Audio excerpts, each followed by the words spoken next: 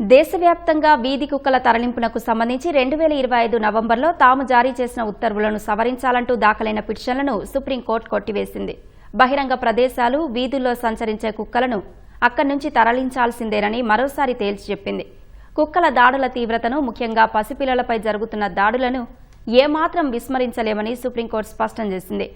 November 7 నాటి ఉత్తర్వులను వెనక్కి తీసుకోవాలని జంతు హక్కుల కార్యకర్తలు వేసిన పిటిషన్ల విచారణ సందర్భంగా సుప్రీంకోర్టు ఈ మేరకు వ్యాఖ్యానించింది. పిటిషనర్ల వాదనలతో justice Vikram Nath, justice Sandeep Mehta, justice N V అంజారియాలతో కూడిన సుప్రీంకోర్టు త్రిసభ్య ధర్మాసనం తీవ్రంగా విభేదించింది.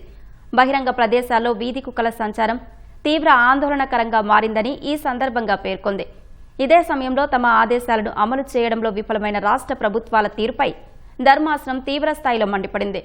సరైన ప్రణాళిక, సంస్థాగత నిర్మాణం లేకుండానే స్టెరిలైజేషన్, వ్యాక్సినేషన్ డ్రైవ్లు మొక్కుబడిగా కొనసాగుతున్నాయని ధర్మాసనం తప్పుపట్టింది.